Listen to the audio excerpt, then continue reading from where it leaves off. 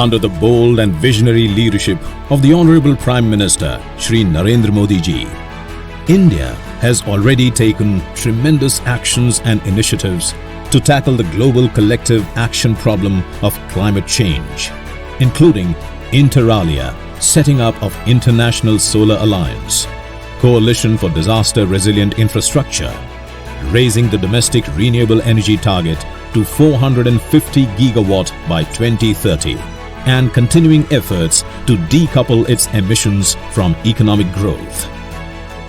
As a United Nations Champions of the Earth awardee for policy leadership, the Honorable Prime Minister Shri Narendra Modi ji is a statesman who not only recognizes, knows and understands the enormous benefits of climate action, but also he acts with enormous energy to make this change. And this leadership today is more necessary than ever, not only for India, but for the whole world. आज भारत को ये संकल्प लेना होगा कि हम आजादी के 100 साल होने से पहले भारत को एनर्जी इंडिपेंडेंट बनाएंगे। भारत आज जो भी कार्य कर रहा है उसमें सबसे बड़ा लक्ष्य है जो भारत को क्लाइमेट के क्षेत्र में क्वांटम जंप देने वाला है, वो है ग्रीन हाइड्रोजन का क्षेत्र। ग्रीन हाइड्रोजन के क्षेत्र के लक्ष्य की प्राप्ति के लिए मैं आज इस तिरंगे की साक्षी में नेशनल हाइड्रोजन मिशन की घोषणा कर रहा हूं। अमृत काल में हमें भारत को ग्रीन हाइड्रोजन के प्रोडक्शन और एक्सपोर्ट का ग्लोबल हब बनाना है। ये ऊर्जा के क्षेत्र में भारत की एक नई प्रगति उसको आत्मनिर्भर बढ़ाएगा और पूरे विश्व में क्लीन एनर्जी ट्रांजिशन की नई प्रेरणा भी बनेगा। This will not only help India to make a new progress in the field of energy self-reliance, but will also become a new inspiration for clean energy transition all over the world.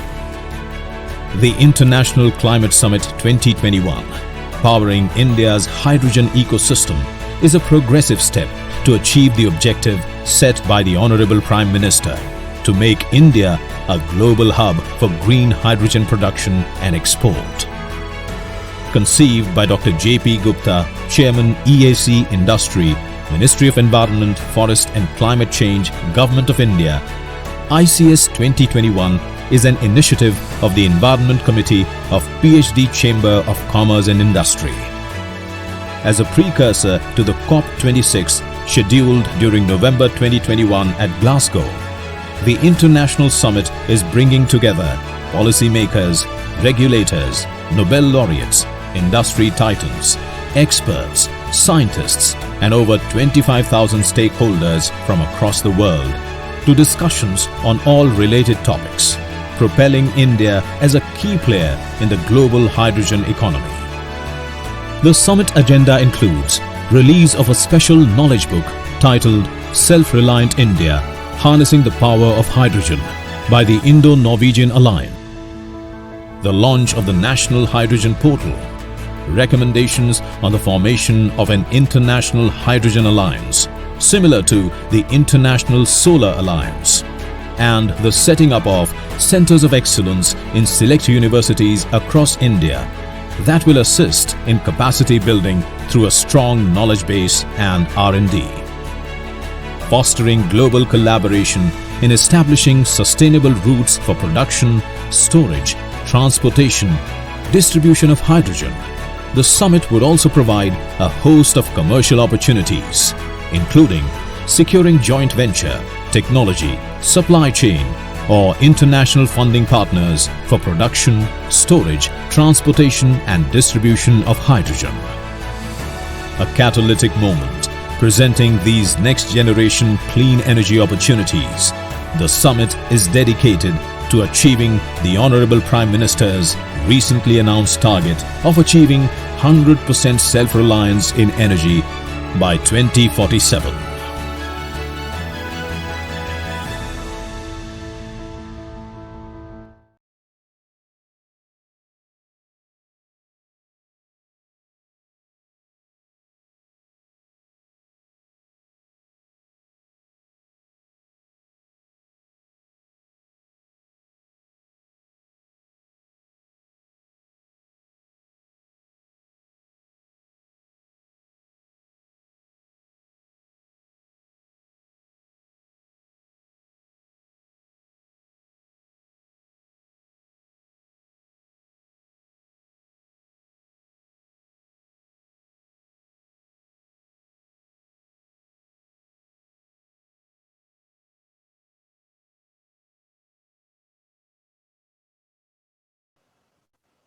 Hi, good afternoon, good morning to everyone here on this panel and all the participants who are coming in and joined from various places.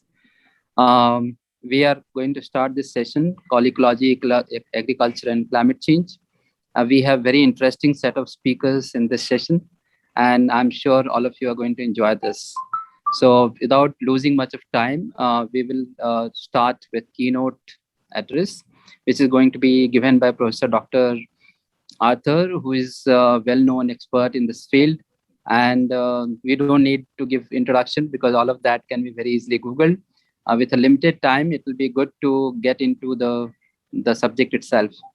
Before we start, I thought I'll just share a couple of points here. The morning session that we have had here in India on this hydrogen issues and climate change. All of that has been discussed, but there are few things which also need to be kept in mind when we talk about any alternative energy sources.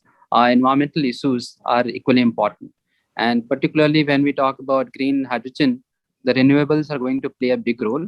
So while we all love renewables, but while using it, is it going to be as eco-friendly and as environment friendly as we think? That is something which you also need to worry about. And the second very important thing is while we discuss this, I would also request all the panelists to also debate with each other so that we bring in all the major pointers which are important for a country like India and elsewhere. How do we move forward, which is going to be more sustainable and more powerful for people in any country for that matter. But the starting point is when industries are going to take this forward, they should be feeling comfortable in terms of the confidence in technology processes and the outcome. So now we can actually start this session, and I'll request Professor Arthur to start with his keynote address. Professor Arthur.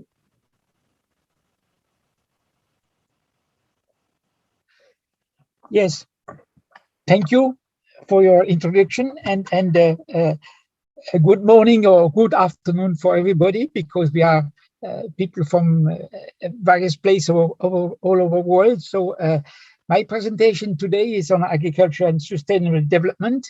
I will insist on the challenges in developed and developing countries. Yes, and so that's because I think we still have huge problems due to population growth, which we are to face in the next few years. So, well, of course, this conference is on PV and solar, harnessing solar energy. With PV, we can replace fossil fuel. We can also produce fertilizer, nitrogen. But with photosynthesis, as everybody knows, we have to produce carbohydrates, food, fodder, and also fiber, raw material, and bioenergy. That's mean it's more versatile than just electricity. So. But in the past, I remember in the 70s, early 80s, when after the oil shock, we tried to find out how to produce the hydrogen also from photosynthesis, but nobody has yet succeeded in modifying the Calvin cycle. So this field has been given up in the past. So I don't think anybody is still working on this issue. But at that time, we had big hope to produce hydrogen from photosynthesis. So, well, but anyway, with photosynthesis, we have a net energy gain from forests, for here, and from grassland, and from cropland. And of course, we need some input energy. That's red barrels that you hear, and the green barrels is what our outputs. So and always we have a positive output, because the green barrel minus red barrels is always positive in all these different cases. So if we but the conversion of solar conversion of the plants is not very efficient, much less efficient than PV. For instance, in natural forest, we get about we have no input, but almost no input, but we get about 1 ton of oil equivalent per hectare. With poplar, we get 3 times more, and with wheat today, we get up to 4 times more. But in the past, in 1950, we just got about 1 ton of oil equivalent. And of course, with short rotation in copies, we get 4.5. And I know that there are short rotation studies already in the 70s in North Carolina. And in addition to that, what we can do with photosynthesis, we can capture not only CO2, but also we can confirm biomass and capture the CO2 and have a storage in saline aquifers to remove the CO2 from the atmosphere. And this also, but is very important, and as we see, is necessary in all the different scenarios to come to zero net emissions. And but we need land for that. But we have to always to remember that we need land to capture and to convert solar energy. So this justified increasing land use efficiency. So, but today we have still a huge gap between pledges of countries and the CO2 emissions reduction consistent with a 2 degree centigrade increase since the beginning of the industrial revolution. So these are our country projections. These are the country pledges. And this will be discussed in Glasgow, because this is the point where we have to arrive in 2050 if we have to reach carbon neutrality by 2050. There's a huge gap, and so that will be the main discussion in the next conference in Glasgow in November. So. But the main tasks today are still, well, the first thing is to produce enough food to eradicate hunger by 2030. And not only by 2030, we have also to produce enough food for 2050. That's a huge challenge. And we have to do that without increasing greenhouse gas emissions. That means we have to produce more biomass to replace fossil fuel, and we also have to decrease emissions and less net CO2 emission and also carbon capture. And last point is, which is very important for developed countries, we have to decrease the methane emissions. And as we shall see, it's much more important than what people think today, and a difficult issue too. So. But what does it mean, more food? According to FAO, last year they made some projection, and in sub-Saharan Africa, instead of reaching zero hunger by 2030, the number of percentage of undernourished people will jump from 21% to 29%. That it will increase instead of decreasing. So that's really a big challenge. And in Southern Asia, the situation is a little bit better. It will decrease from about 40% and we come down to 9.5% in 2030. But all this is not hunger eradication, which is a proposal of UN. And by 2050, the world population is to increase by 2 billion people. And in particular in sub-Saharan Africa, that's a very, very important area where it will be increased by about 1 billion people. So, to producing more food without increasing greenhouse gas emissions. Today, the emissions from land use, agriculture and forestry, and land use change is about 24% of total gross emissions. And I insist on that because no IPCC reports insist on that, because meteorologists are just interested in gross emission, but we are interested in emission. So we have to distinguish net and gross emissions. And unfortunately, in national greenhouse gas inventory, decision makers try to make to set up policies for our country, they may get misled because there is no information about the biomass use, and it's like a PV, like renewable energy. It doesn't exist. So, but for people, it does exist, because if you have no biomass, if you have no food, and if you have less biomass production, you will need more fossil fuel, and so that's very important. Another very important point, consequence of that, is that zero emission in crop production cannot be zero input. We shall see that. But I insist on crop production because it's different for livestock. So it's you have to distinguish the two. So we have to increase, because we are becoming more and more numerous, we have to increase land use efficiency for food, fiber, biodiversity, and to avoid land use change. So these are a different issue we have to look at. So what is important is not to deforest, because when you have a land use, when you switch from forest to cropland, you will limit about you will limit about 300 tons of CO2 per hectare. When you switch from grassland to cropland, it's about 90 tons of CO2 per hectare. And if you add fertilizer, it's 2.7 tons of CO2. But if you look at the net emissions, you have always a positive situation here, because you increase the biomass production, and you can take a little bit of that biomass to compensate these emissions. So that means it's always, as we shall see, more interesting to increase land use efficiency.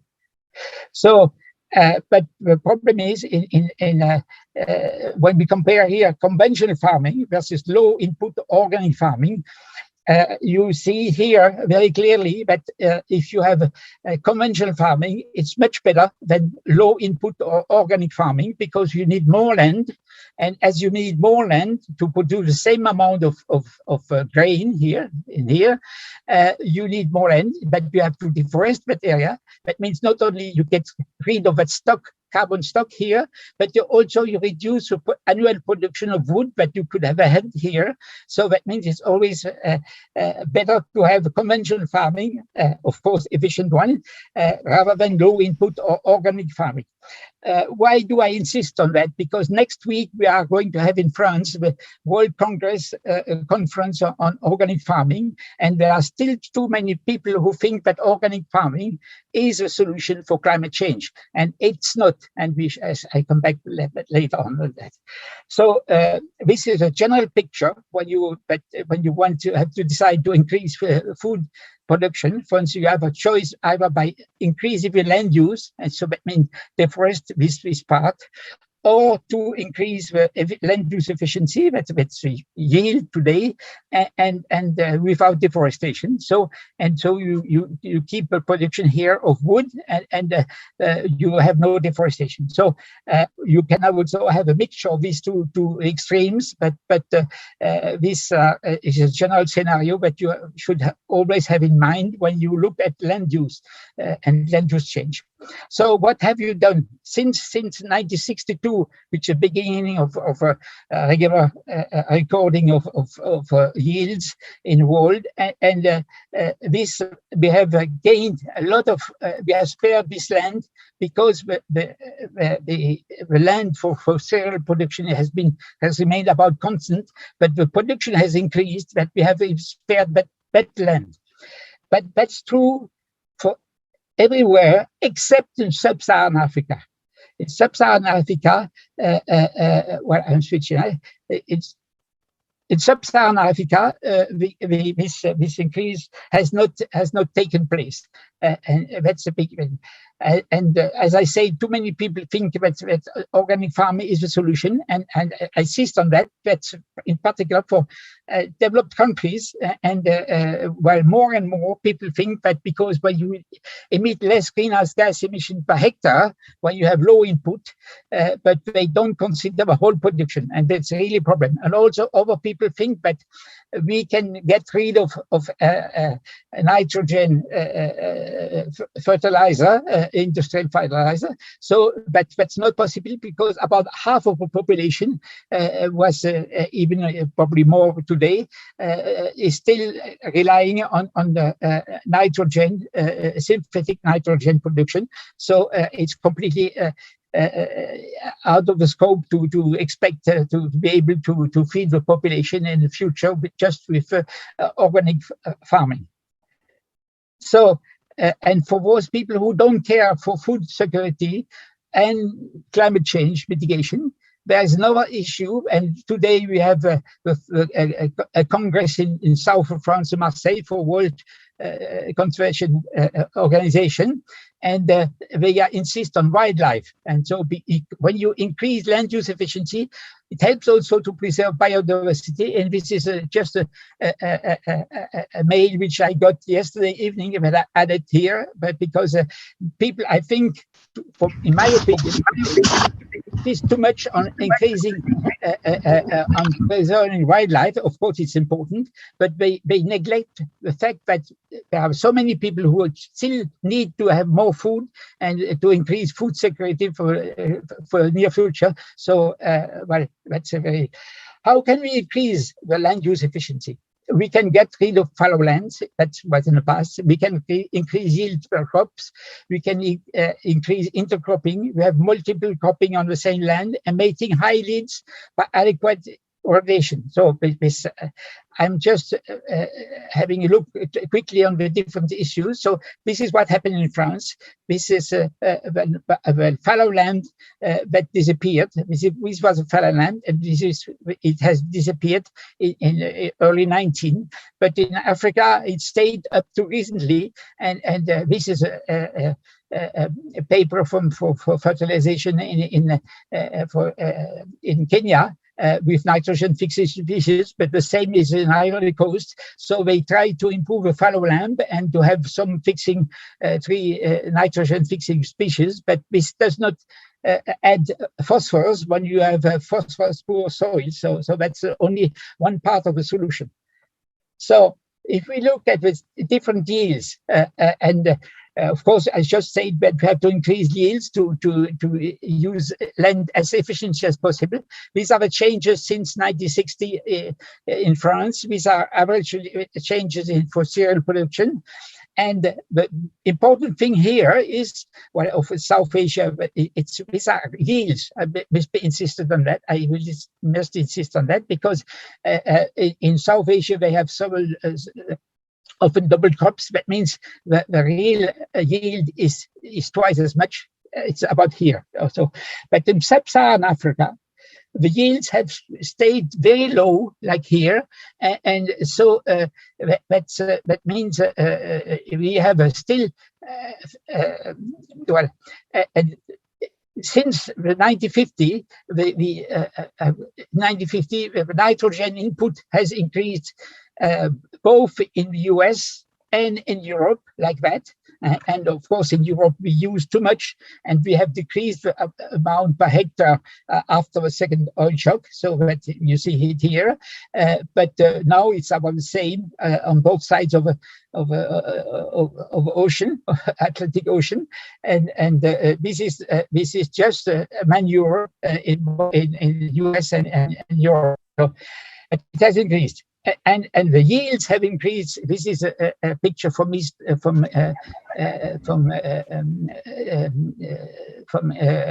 England, and this is how yields have increased with time, and this is what they think they could achieve. At least they try. That's a target to reach 20 tons of cereals per hectare in 2032. Well, maybe, but that means they are still confident, but still more progress can be made on wheat yields in the near future. And of course, as we know, wheat with rice and maize are our main food stuff for people. So, and what happened in sub-Saharan Africa? Well, in South Asia, the production has increased by increasing the yield. This is what happened. This is a picture from IFDC. And this is what happened in sub-Saharan Africa. That means the yield have hardly increased, but the land use has increased regularly. So that means you have a land use change all over Africa. Here, different places. This is one of few complete studies which have been made by a European Center for Research and by Eva Brink and Simonetti. And with the land use change that they have, not only forest is easier to measure, but also with grassland, conversion of grassland into cropland, you have we had emissions about 1 billion ton of CO2 per year. That means about 1 ton of CO2 per capita, which is twice as much as the CO2 emissions per capita in Africa from fossil fuel. So that's important. And of course, that is not recorded when you go to the greenhouse gas emissions, CO2 emissions by countries. You just find on the World Bank data, you just find the CO2 emissions from fossil fuel, but these emissions from land use, you don't see them. So, and if nothing is changed, the things will go on because the cultivated land is here, and there's huge land for land use change in Africa, also in Latin America. But for land use change, that means conversion. If land use efficiency is not increasing, land use change will continue to go on, and the greenhouse gas emission will continue to increase. So, but there's several solutions to increase land use efficiency. First of all, by increasing fertilizer input. So this is in 2012, I think, or 13, was land use, fertilizer used per hectare in different parts of the world. Of course, and these are from USA, France, and Netherlands, Bangladesh, and also Brazil and India are in this group. But here, China, sometimes they use too much nitrogen, and they should reduce it. In Egypt, they use much more, but they have 2 crops, but they have still difficulties to feed the population, and they have to import large quantities of grain. But here we are in sub-Saharan Africa. Instead of having 600 or 700 kilo per hectare, we have less than 50 kilo. And one of the best is Malawi. I will come back to that later on. But you have between 10 and 20 or 30 kilo per hectare, which is very low, and explains why the yields in sub-Saharan Africa are still so low. This is a change in fertilizer use in different parts of the world. And of course, here you see what happened in sub-Saharan Africa. It's remained low and is still low in spite of many recommendations that have been made during different Congress since 2008 or 2006. And contrary to East Asia and Pacific, where input have increased very much since the 1960s. So there are also other solution to increase yields in semi-arid regions. It's, for instance, what is I've done in Burkina Faso with some complementary irrigation, which is rainwater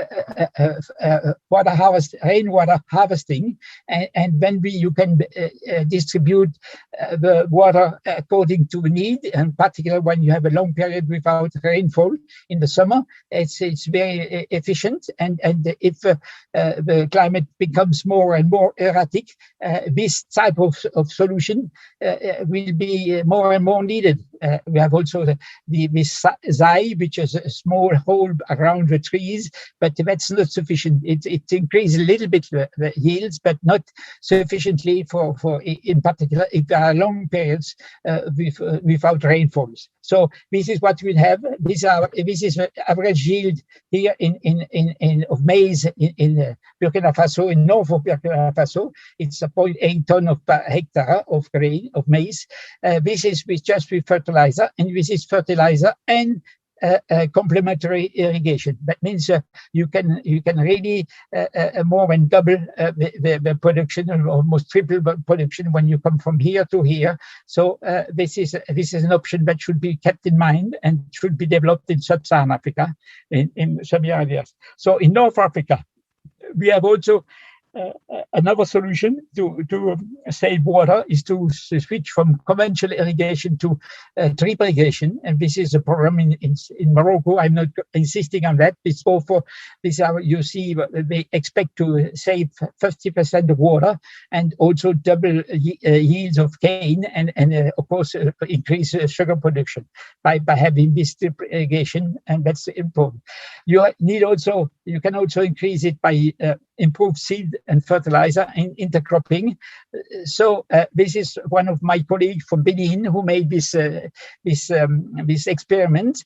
They, of course, in Benin, the average yield is still about 1 ton of hectare, 1 ton of cereal per hectare. But if you look at the diet, which is necessary per capita, energy, protein, lipid, and you have maize and peanuts, so you see what happens.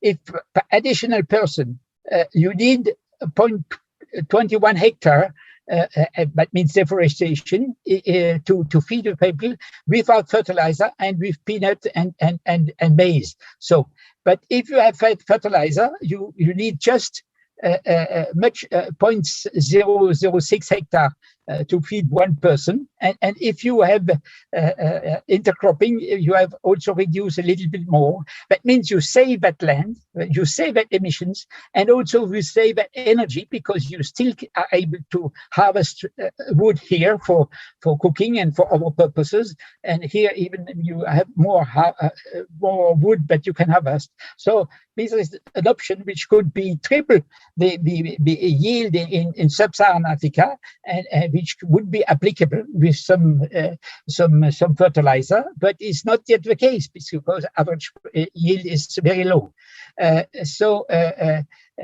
You have with seeds, fertilizer, rainwater harvesting, etc., can increase climate change and resilience.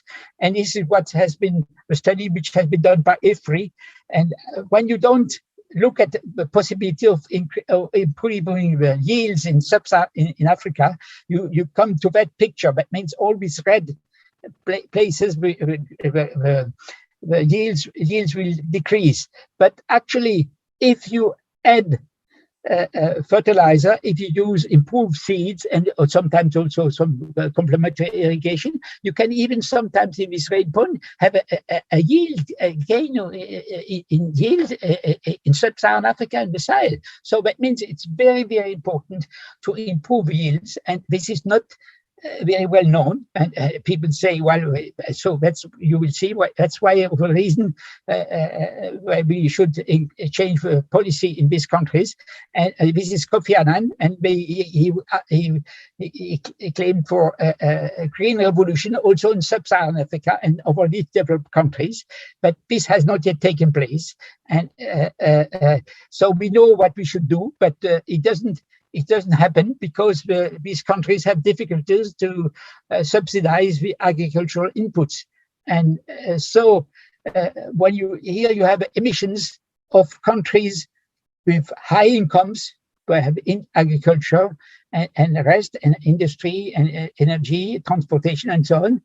But if you come to low income countries, they have emissions, but from land use. So and they have no possibilities to use the production, the income from industries to subsidize the inputs of crop production.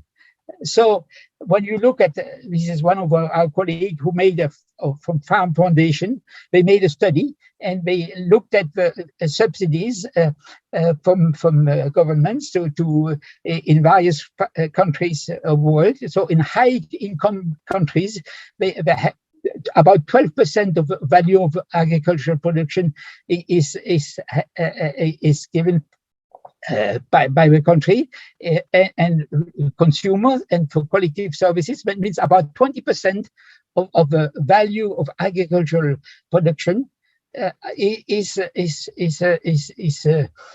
subsidized, is supported by the government. It becomes switched to the other end, to low input countries. Instead of being 20%, it's 4.4%. And if you multiply this with the income per capita, then you have a really small, about 100 or 200 times less subsidies in sub-Saharan Africa than in Europe or in the US. So these are some indication from OECD, and so also from another study, which was subsidies per farmer and per hectare.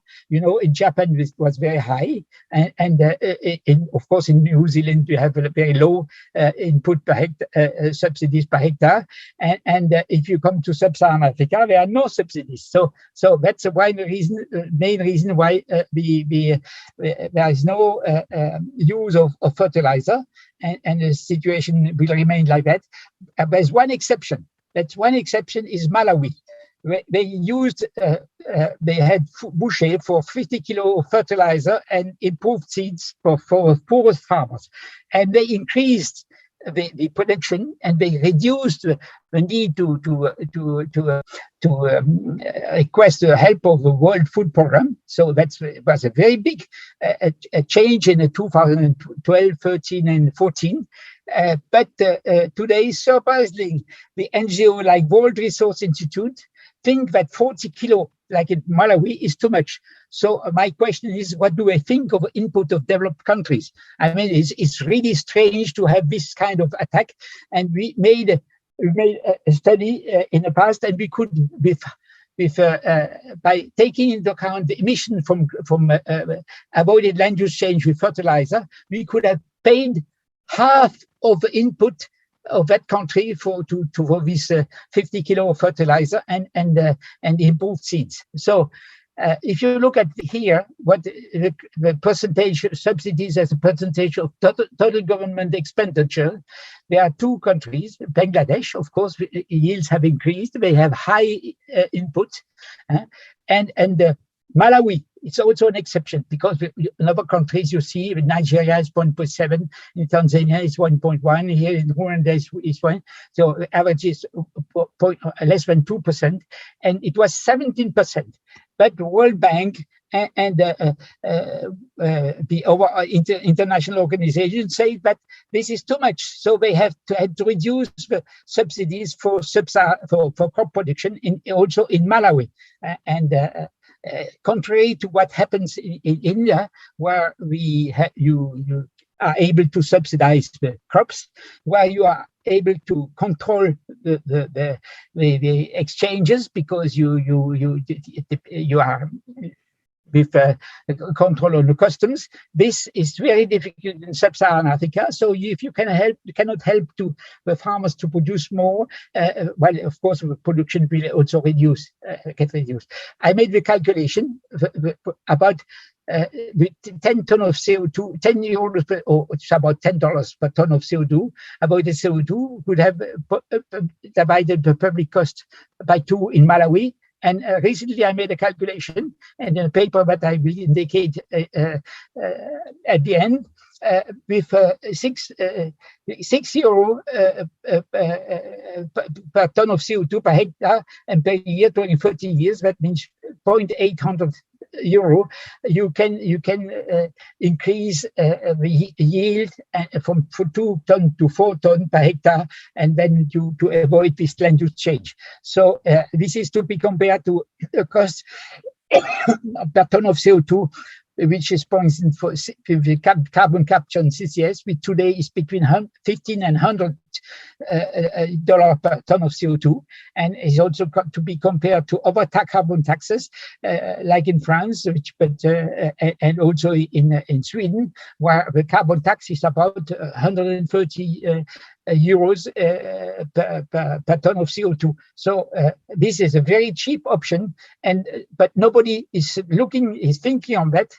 And we have been repeating the same since 2009 and in Copenhagen, but very few people seem to be interested in this issue.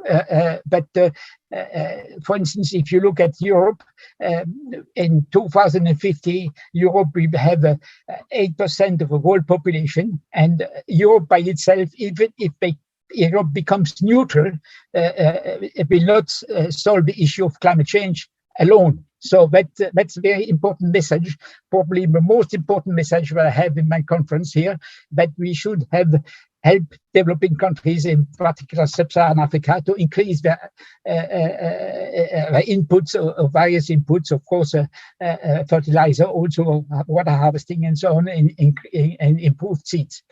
So I coming now to another very important issue, because methane is about more than half of greenhouse gas emissions reported in national greenhouse gas inventories of developed countries.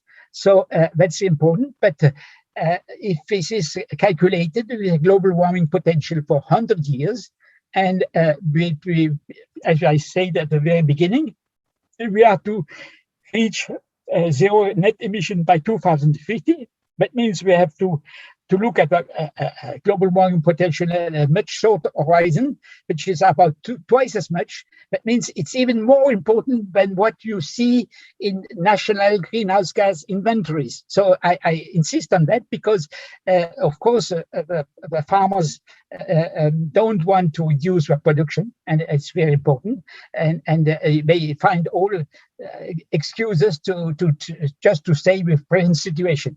So it's very important to distinguish nitrous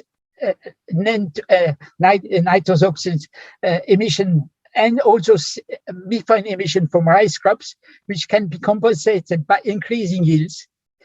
But methane from ruminants cannot be compensated by increasing yield. Of course, they can just produce per ton of milk with adequate feeding. So these are studies made by some of my colleagues. They are already have 1990 design, because at that time people used to measure methane emissions not because of climate change, because of they wanted to improve the efficiency of conversion of biomass consumed by ruminants. And so if you have a cow which produces 3,400 liters per year, kilo per year, you have a high emission per kilo of milk.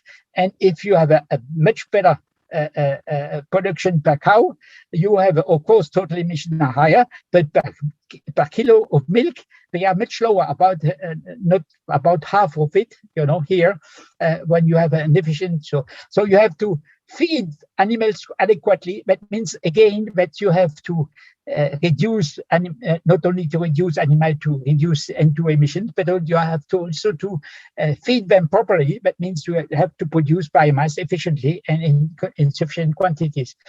So I'm coming to the end, and this is a message also which is very important. But yet for developed countries, in wealthy countries, animal protein per capita could be divided by 2. Here you have the consumption of animal proteins in US and Canada, European Union, and so this is in OECD average. So, and here you have a situation in India where this is average daily requirement of protein, but they have a small amount of animal protein, milk. But here you can divide these quantities by 2, and it would be good for people and good for the planet, and it would reduce greenhouse gas emissions. But this is also a difficult issue, because people don't want to change their habits, and that's a big challenge for the near future. Well, all what I've said here, as I said already, that in 2009 we had this discussion in Copenhagen, in the COP discussion, in Marrakesh after the Paris conference in 2016, Morocco, where the conference of climate took place. They advocated for AAA, Africa, adaptation and agriculture. And so that's very important. But we are still at the same situation today. And if we don't specify what the subsidies that we are promising, I say promising, but we're not giving, we're promising for developing countries, is not changing. And if we don't, it's not targeted for improving land use efficiency, the situation will not change. So I'm coming to the end, and just to indicate you that you can find more important information on this. And I have made a paper in this book, which came out last summer last November, and trends in technology and agriculture, food, environment, and health. And in this chapter, a complementary analytical framework to reach food security by 2030 and global agricultural carbon neutrality by 2050. I had the preliminary consideration because we have to distinguish situation of countries like developed countries or rich countries, where the protein consumption, animal protein consumption is too high, from countries where this consumption is low, and where it's difficult to produce and to value the biomass production without the animal livestock. So we have to look at the situation in the different countries to propose an adequate policies and equitable proposed solution. So this is another paper which is to come out in Journal of Food System in October, which agriculture intensification and policy for hunger eradication and climate stabilization. I insisted on what I already said, that in European countries, people now think that organic farming is a solution, and it's not the solution. I insist on that. And these are our papers. Why has the green revolution not taken place in Africa? Or let us subsidize fertilizer for national food production in sub-Saharan Africa and these developed countries to stabilize the climate and eradicate hunger. I also have it in French because it's for African countries. So to be able for them to read this paper. So, but not very much happened. So these are our publications if some are interested. So I do thank you very much for having listened to me, and I hope that we make some progress in Glasgow for this situation of agriculture in developing countries, and also to insist on the fact that in developed countries people should produce less meat and reduce their consumption, which is very, very important, essential, but a difficult one to apply. So thank you very much. Thank you. Thanks a lot. And bringing in something which a lot of people thought it was the right thing to do, that organic farming is going to be much better for climate change. That's the kind of myth which you have broken in your talk. And also this land use efficiency is something which is not very commonly discussed in many countries, and not even in academia so much. So thank you very much for bringing in all the new thoughts. And I think all the participants must be very happy to hear you in this context, what you have brought in here. Thank you for sparing time in this. I don't know what time frame, time zones that you are in, but thanks a lot for sharing all this information. I would now. Thank you very much. Thank you. Dr. Arthur. Yeah. Hello, Dr. Arthur. Hello. Yes, yes. I'm CP Kaushik, Professor CP Kaushik. Oh, yes. Okay. Hello. Yes, Yeah. now I'm late joining you. I had some work. So, welcome you, sir. Welcome you once again. It's Thank a you. pleasure to have you with us and for your learned discourse will be benefited immensely. Thank you for joining. Thank you very much. Thank you for the invitation, and I hope we can make some progress. And I think in certain areas, India may be very important for sub-Saharan African countries because they have done now. They control the exchanges from land, and they also subsidize fertilizer. This is all what is not done in sub-Saharan Africa, but of course in US and Canada and Europe and other countries, we are subsidizing very heavily agriculture compared to what is done in sub-Saharan Africa. Thank you very much I think this thank you. This discourse and this discussion has to go across various countries so that people are able to figure it out what is beneficial and what is not working out for them. Thanks again. So we will move forward with the limited time that we have. We would move forward and request the lecturer of Professor Ashutosh Sharma, who's Secretary of Department of Science and Technology in India. He is not going to be available in person, so his presentation is going to be given and recording. So I'll request the organizers to play his lecture, please.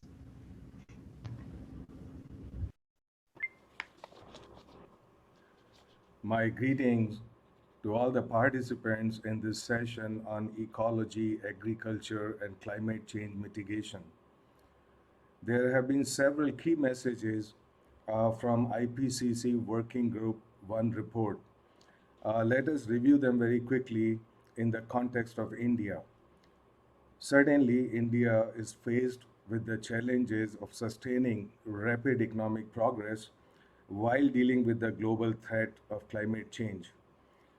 Projected climate change, as brought out by the Working Group 1 sixth IPCC report released recently, it provided very grim warnings about the deepening climate emergency, with some of the changes already set in motion, which are thought to be irreversible for many decades and centuries to come.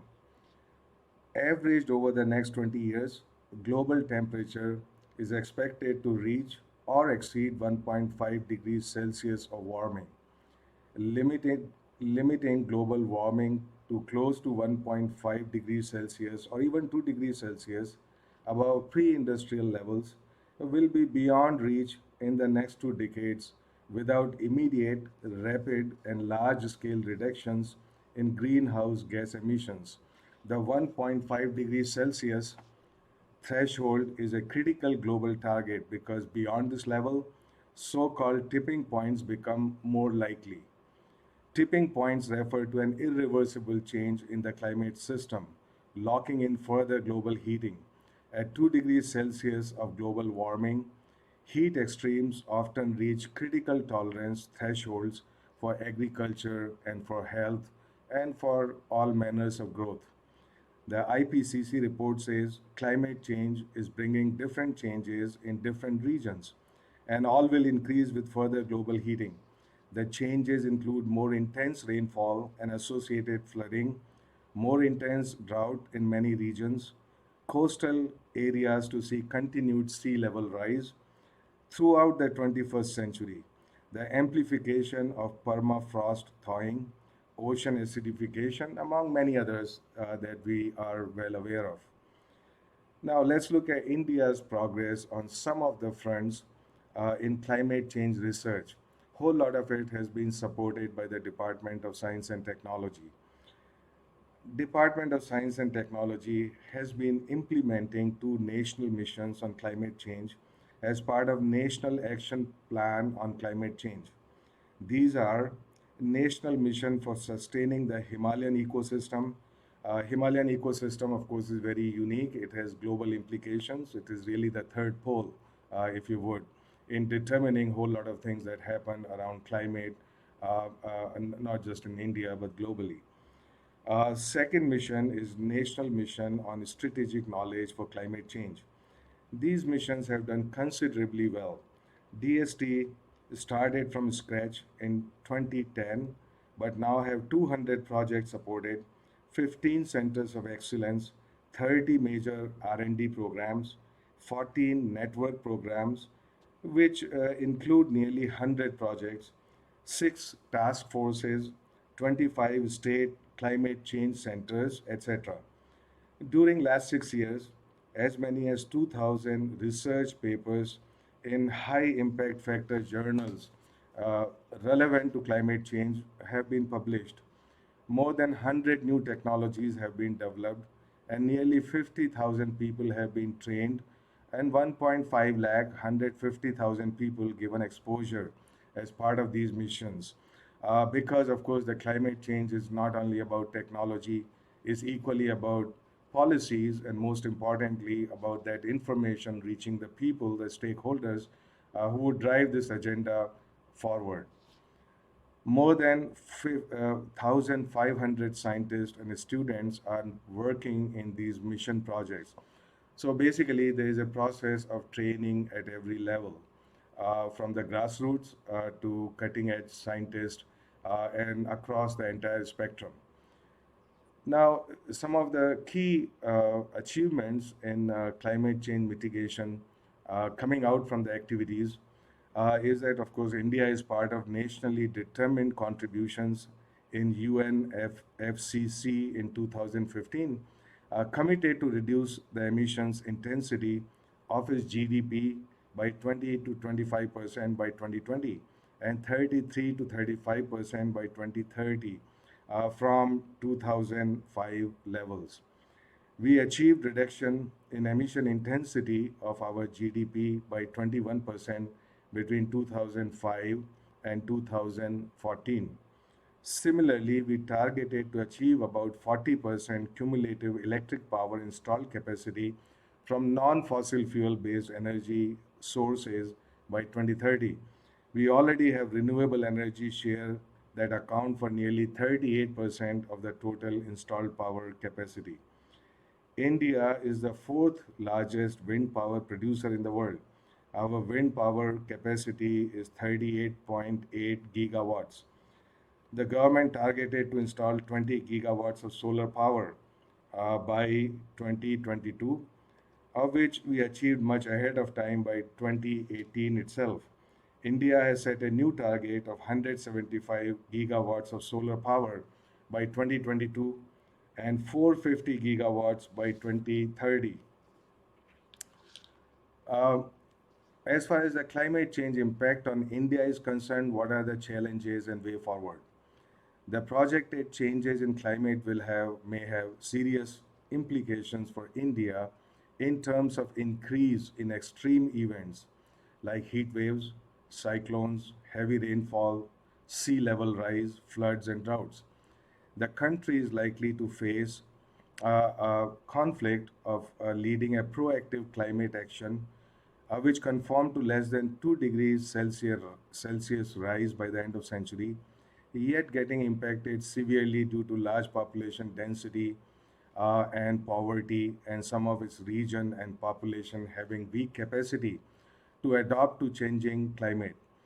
Climate change would impose some major challenges on food, water, energy, and health security. The biggest challenge for India would be how to enhance its adaptive capacity by improving its Human Development Index, especially addressing poverty. For this, huge resources would be needed. International funding to meet the challenges of climate change has been much less than India's needs. India's needs also in terms of appropriate technology, because the challenges of climate change that we face are not only Indian challenges, they are indeed global challenges, and the best practices and technology available globally ought to bear on this very strongly. India has contributed much less emissions per capita, and indeed emissions integrated over time historically. However, despite that, India, of course, is fully committed to significantly contribute to the global efforts to mitigate the global warming and its effects through technology, through policies, through regulations, and appropriate actions on the ground. Together with the committed global cooperation in technology, we can together do it. And indeed, this is the way we look at the future very positively and proactively. The mantra indeed is to do it together and to do it quickly, do it with the speed and the scale which is required, which is possible only through very committed global cooperation. Thank you very much.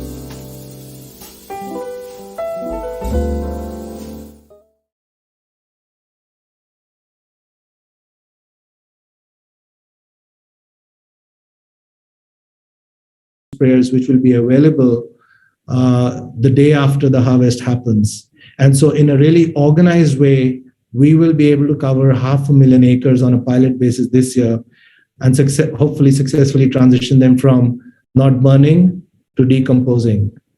Now, if we can offer this service to farmers, and we're offering this service absolutely free because we believe any incremental cost is actually going to be a burden, the for benefit model kicks in.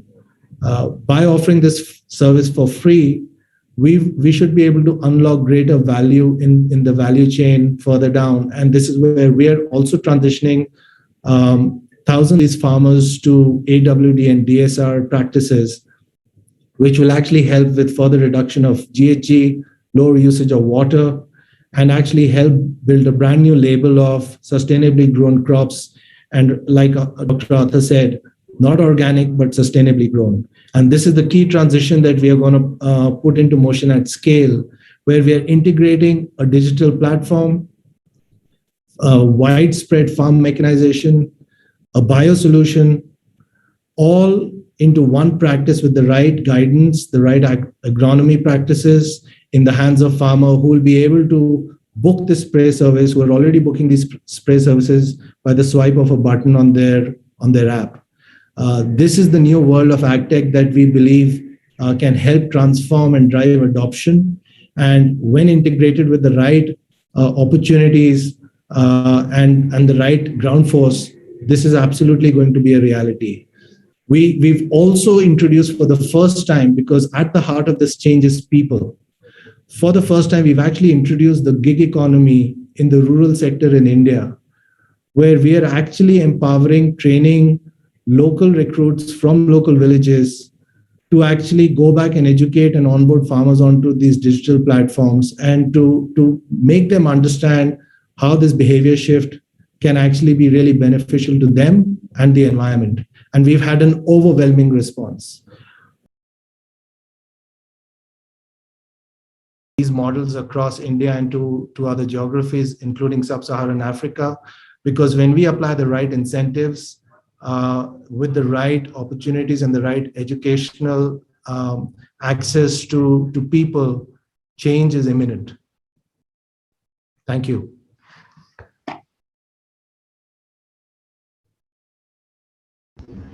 Thank you, Dhruv, for bringing in this fresh feeling of something happening in rural India, which was always believed that technology is not something which is going to solve problems on the ground. But we are so glad that you have been able to bring that scale, which was actually missing. We have been doing a lot of good things, but the scale is also equally important. Thank you for sparing your time and sticking to the time here. Thank you. May I now request Dr. P. Ram Babu, who is advisor at Ecology, and he's a person who has moved from R&D to academia to business consulting, and again back to green energy related activities. So I'll request Dr. P. Ram Babu to give his 10 minutes of discourse on the topic that we are. Dr. P. Ram Babu. Thanks, Dr. Rakesh Kumar. Can you all see my screen?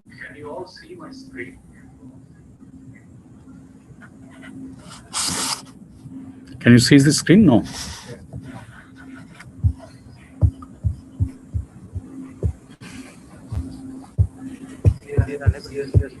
That's what I missed.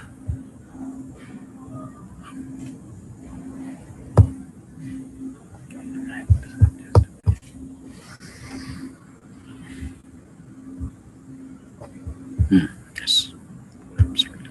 Okay.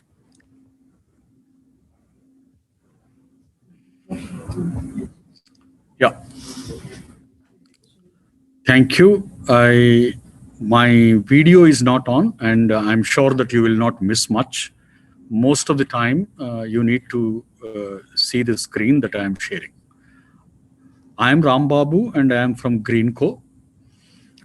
We are a energy services company, and the topic that I am going to speak to you on is green hydrogen and green molecules, and the market mechanisms of Paris Climate Agreement, how it can make green molecules and green hydrogen happen, which is the main topic of this particular conference.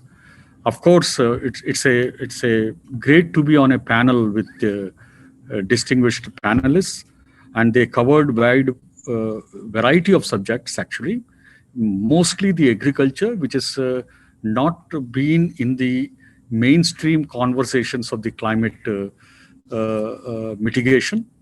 And also Robert Constanja covered the whole ecosystem services and sustainable well-being, and how that changing the direction of movement from GDP to well-being is what is going to achieve the ambition of the Paris Climate Agreement.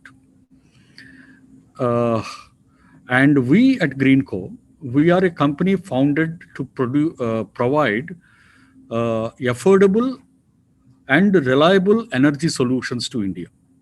We are only happy that the affordable and reliable energy solutions to India also can be provided by actually clean energy.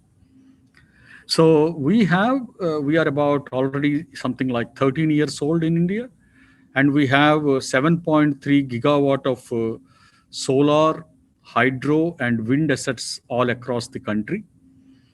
And we are still, we grew both organically and inorganically in having these energy assets over the years. Presently, we are building about 10 gigawatt of the storage pipeline. So our next pillar of the growth is the storage assets. And the third pillar of the growth is that once I have the storage assets with the renewable energy assets, I have 24/7 renewable energy being supplied. Hence, I can use the electrolyzer and split the water and actually produce hydrogen at an affordable price in India. And from there, I can get on to the green molecules like methanols and ammonia, etc., etc.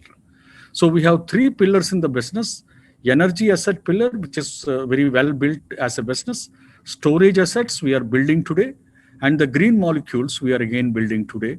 And slowly we are scaling up the green molecules in the area of making green hydrogen, green ammonia, and green methanol, and other such green molecules. The point in my presentation that I am going to make is that a swifter transition to green hydrogen is imperative for India. It may not be as important for many other European nations, but for achieving the energy independence by 2047, which our Prime Minister has put as a target actually for the country, to be able to do that and for the economic well-being of India, it is extremely important for India, whereas it is important for the globe also, but more important for India and more feasible for India to have a swifter transition to green hydrogen. And how that swifter transition to green hydrogen in India is going to be facilitated by the Paris Climate Agreement is what I am going to argue in my brief presentation. And there will be some linkage with the agriculture. I will also bring that out because we are talking about the green molecule also. So most of the hydrogen in India is produced from the fossil fuels, and you steam reform the natural gas, or you partially oxidize the methane, or do coal gasification. And I think the last two options that I talked about is much less, whereas the steam reforming of natural gas, the natural gas that is imported into India, is how we produce hydrogen. And around 3.6 million tons of India's annual hydrogen consumption of 6.7 million tons is actually utilized in the petroleum refining, and the rest is utilized in fertilizer production, and a meager amount is in methanol production.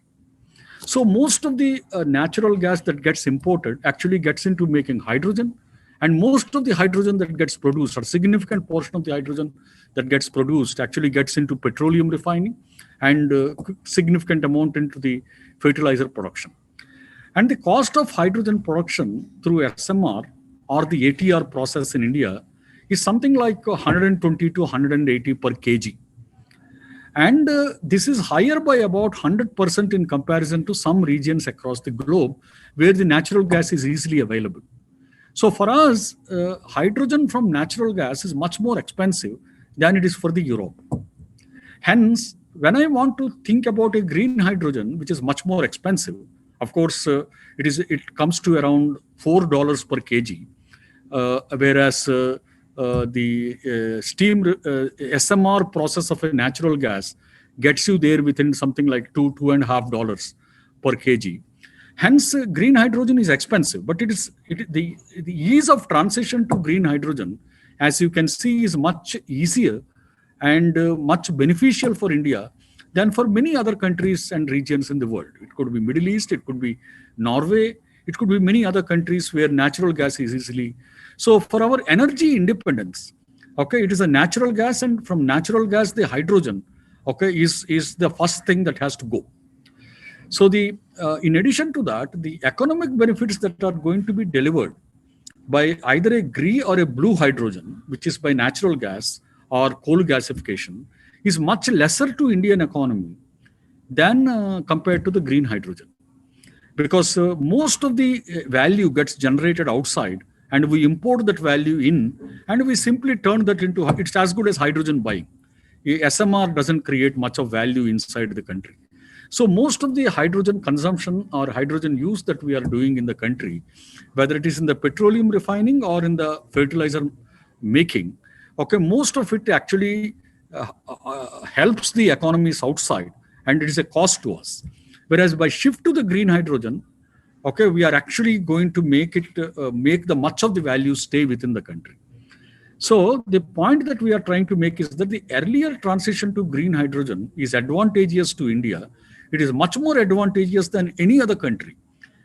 Hence, our pathway to green hydrogen has to be much more swifter than many countries. So in this whole conference, whatever that has been argued to you about a swifter transition to green hydrogen, actually India has to look for much more swifter transition to green hydrogen than many other countries outside. It is not about who bears the climate mitigation responsibility. Do you have higher responsibility? Do you have higher burden or not? For India, the shift to green hydrogen is not about only mitigation of climate, but it is about actually energy independence of India, the target put by the Prime Minister by 2047. So that is the main point why we need to shift to the green hydrogen. So for green hydrogen, it is very, very important. You have two things in green hydrogen. Either you have a variable renewable electricity operating on an alkalizer, and you produce hydrogen and store hydrogen, because hydrogen application requires a continuous supply of hydrogen. So there are two options here. Either you store energy and make the energy continuous and produce green hydrogen, and use the alkalizers, use the electrolyzers, use the alkaline electrolyzers or any other electrolyzers 24/7, because the energy that you have is 24/7, and you don't require any hydrogen storage, but you can directly use the hydrogen. But what we are doing in India and also at Greenco is that we are actually producing the green hydrogen using the continuous RE. Hence, the electrolyzer is utilized 24/7, not 30% of the time. Electrolyzer constituting the major capital costs. Okay, the cost of generating the green hydrogen comes down. Hence, we are able to actually provide, because of this long duration energy storage, which is more cost effective than hydrogen storage. Okay, so we are shifting the storage problem towards the energy rather than shifting it towards the hydrogen. So by not shifting it towards the hydrogen, we are solving a number of safety problems, cost related issues, etc., etc. And we are able to actually deliver decarbonization and also higher economic value.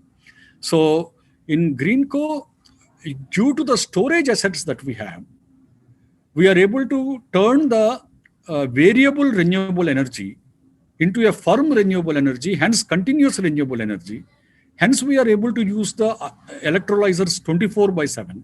Hence, we are able to bring down the cost of the green hydrogen and make it more affordable for various applications, which we will talk about it little later again. So, how do I want to get the green hydrogen price parity with the blue hydrogen or gray hydrogen? Gray hydrogen, what I meant by saying is that gray hydrogen is that hydrogen which uses natural gas, does the steam methane reformation, and the CO2 is produced, and also the hydrogen is produced. When the CO2 is sequestered or captured and stored, that hydrogen is called blue hydrogen. When it is not stored or sequestered, that hydrogen is called gray hydrogen. Today in India, gray hydrogen comes at around $2 per kg. And whereas the green hydrogen is about $4, roughly, that is what everybody talks about. If I want to get the green hydrogen's price parity, I need to do $2 gain. Actually, $1 per kg can be delivered through the benefits of decarbonization. The hydrogen, for variety of use cases where it gets applied, it saves through the life cycle up to anywhere from 15 to 20 tons of carbon dioxide for ton of hydrogen that gets used. And each ton at a carbon price of around $50+, okay, actually can get me in the manufacturing of hydrogen a dollar reduction. So from $4, immediately I come down to $3.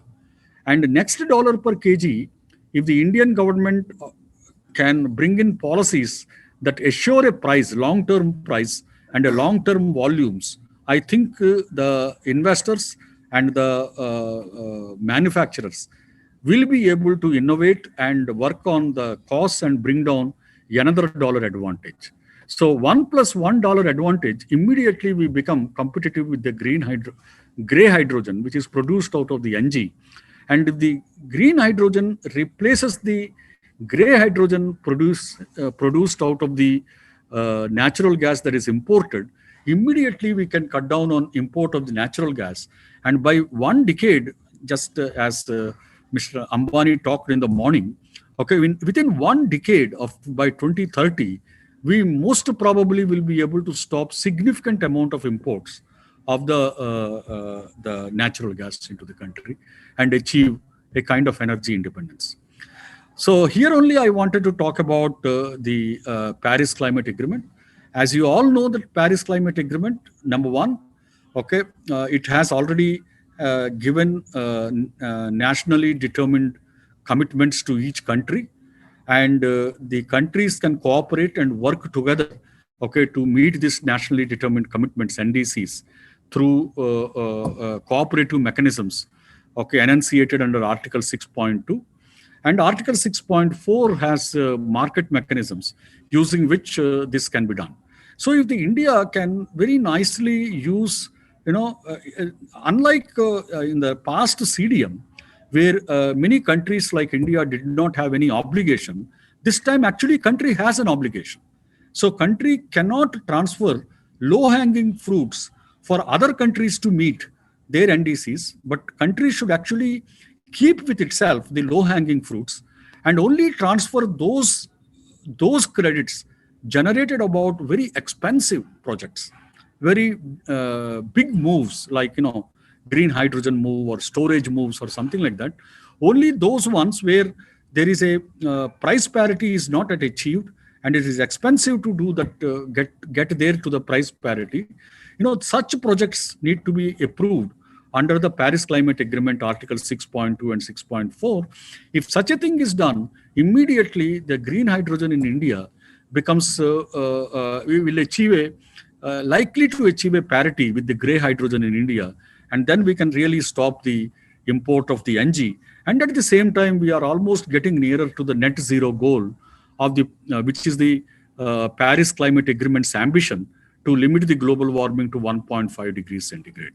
So the hydrogen, green hydrogen, not only achieves energy independence for India, but also takes India towards the net zero or the Paris Climate Agreement's ambition to limit the global warming to 1.5 degrees centigrade. So it's extremely important for India to provide a guaranteed market, a long-term quantum and price for green hydrogen, besides approving these projects, to get the approving these projects to generate internationally transferable mitigation outcomes under Article 6.2 and 6.4 of the Paris Climate Agreement. Two things Government of India needs to do. One is the Paris Climate Agreement and make these into ITMOs, internationally transferred mitigation outcomes.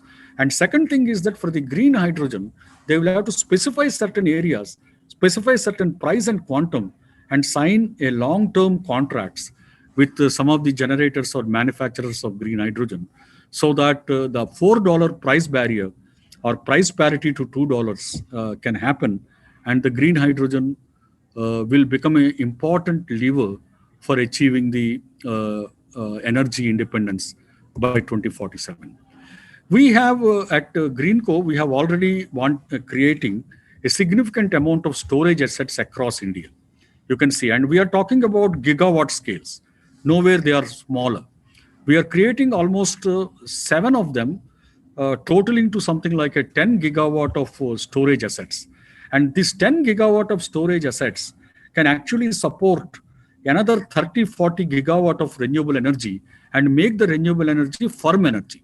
Otherwise, renewable energy is generally a variable energy, and renewable energy can now become firm energy. Once renewable energy becomes firm energy, and we can supply such renewable energy to replace the coal-based captive power plants, which are working very suboptimally across the world, across the country, and but also use that power to do the water electrolysis. And as I told before, this water electrolyzers can be used 24/7. Hence, their capital can be used very optimally, and then generate hydrogen, and from there generate green ammonia and various other chemicals, okay, which will decarbonize a lot of heavy transport, marine transport, fertilizer production, and a lot of chemical production, besides simply having a decarbonized power system in India. So for green hydrogen, as you know, that the immediate markets, as I said again and again, it will be fertilizer market, the ammonia production, then methanol production, then various other applications like that into steel industry, and also into metal processing. And there are certain later applications of green hydrogen. So we are focusing mainly on the number 1 applications of the green hydrogen, and the country should also focus on them. And slowly we need to progress to the number 2 and number 3 as the use cases expand. And okay, we can by FY30, actually the use cases can be up to number 3. And heavy transportation use case could be actually at a later date, and earlier applications could be actually the marine transportation, fertilizer, steel, etc. Thank you.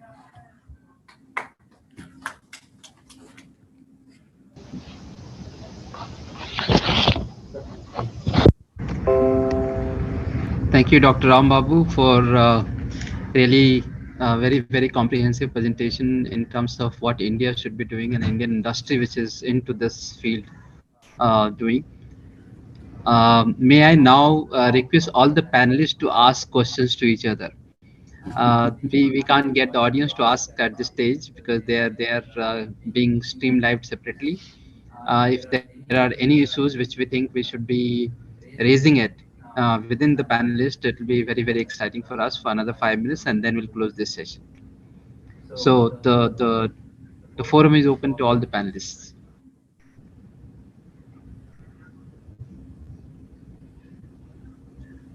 I can just say, big thanks to all the panelists. I learned a lot. I'm a relative newbie to agriculture and ag tech, and very inspiring to hear. And I've taken a few notes, and Dr. Arthur and Dr. Costanza definitely be reaching out for more guidance and advice. Right, absolutely. Anyone else?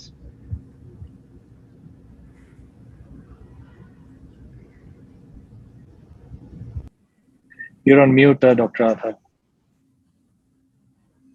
Okay. Yes, thank you for a different presentation. And I just appreciated the approach from Dr. Drove because I think it's we have to look at both sides. The global policy, which is of course, farmers depend on global policies, and we should never forget that if we want to have sustainable development for the whole planet, because too often in our developed countries, we think that everything is the same in other parts of the world. It's not true. It depends on policies. And the other aspect is really the farmer, who is the entrepreneur, who takes the risk and decides what should be done. And maybe he needs to be helped also. And this service that the extension service, or it's more than extension service, but what you provide, I think it's very important and should not be forgotten. But when I look at another part of the world in Africa, with adjustment of the world of IMF, they have reduced the budgets in countries, and they have reduced the extension services. And now we are coming back to that, because you need to be able to have both sides, if you want to make changes, and it's very, very important. Absolutely. Yeah, go ahead. Firstly, I'm still not a doctor yet, but I think our version of extension services are both being created through the gig economy. So trying to create local entrepreneurship, local job opportunities, and also extension through the new digital economy, where access to information in easy ways is available through technology infrastructure, and that becomes the new world extension of opportunities for farmers. I have an additional question. I had some contacts with Chinese colleagues in bioenergy, and they have solved the issue of burning rice straws in a different way. They collect it now, and they have solved the issue to transform it into electricity and power. So they had difficulties in the past, but now as they are collecting the straw, they can make energy. In your proposal, as I understood, is to convert the straw into fine particles and to make it decompose. Is it? I am correct? Yes. Yes. That means so it can improve the soil, but you lose the energy. So, what do you think of that? Yes, absolutely. Actually, this is a bioenzyme of 7 different fungi coming together, which IRI scientists have developed. And what we've done is we've seen that this can decompose the straw within 20 to 25 days, right? And with the additional action of turning this using rotavators or the happy seeder back into the soil, it actually improves the soil health. It improves the biomass and the bioactivity within the soil. So yes, it's helping on that front. It's eliminating the direct burning and the environmental impact. The cost of doing this seems to be the cheapest in terms of economic viability of otherwise all other solutions. This seems to be the cheapest and most beneficial for soil health. I'm sure we will run other pilots also and see that between baling and some of the other opportunities, there are even newer technologies emerging where you can convert straw to pellets, which can be used for energy, which is what I think you're proposing. I think our aim is to look at the most viable, energy efficient, and overall beneficial model for the soil and for the farmer. And we want to eliminate crop burning over the next 3 years with a combination of all these available systems that we can test out. Thank you.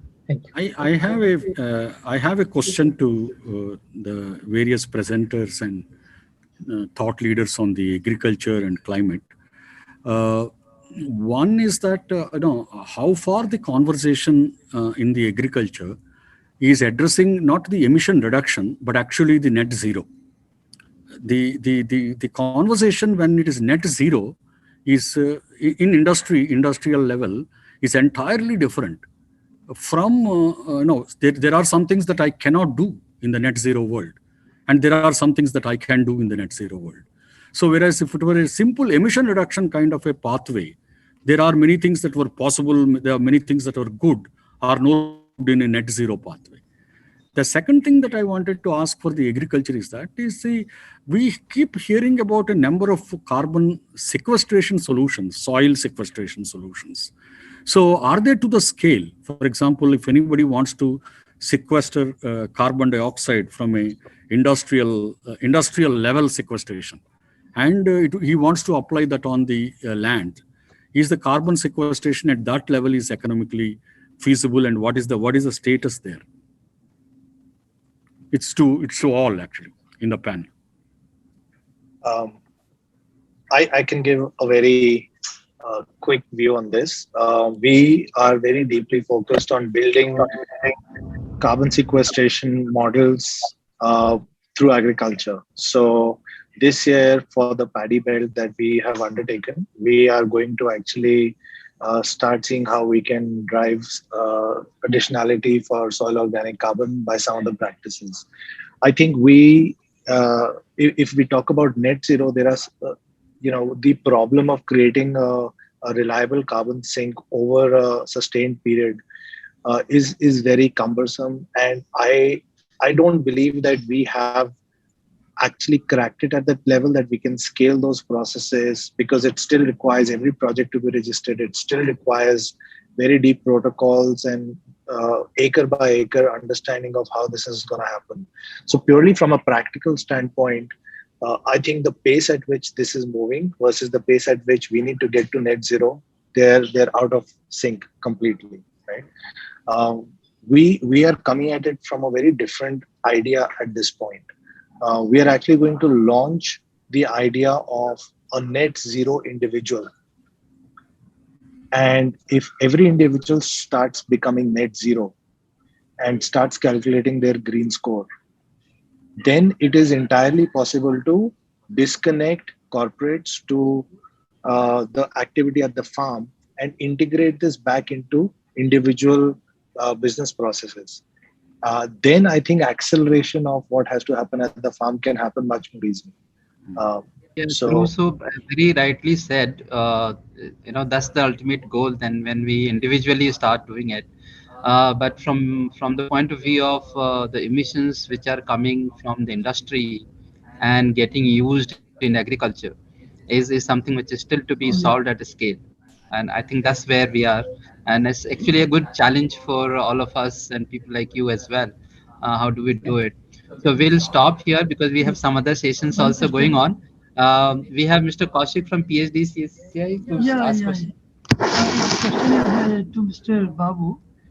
Dr. Saab, it's appropriate for you to have the electricity supply, continuous electricity supply, unlike the solar energy where we depend upon the sun and we have to store this energy.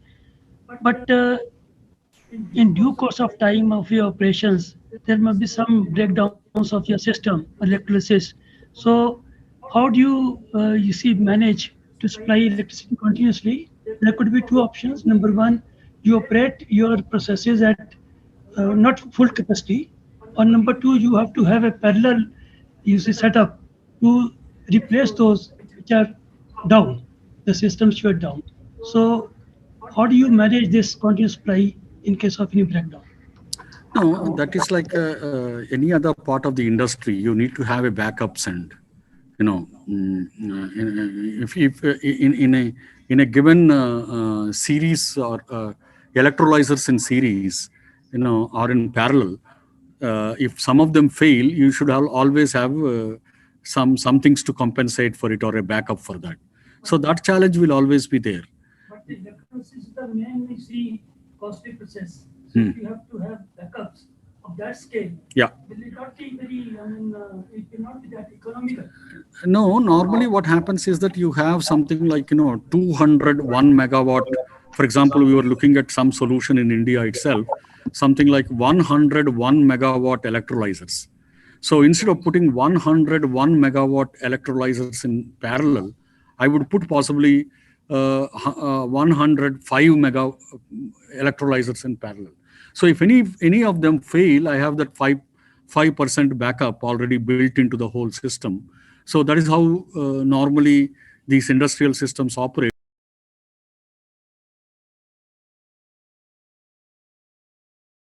everyone, starting from Prasad Asutosh Sharma, who joined off regular discussion.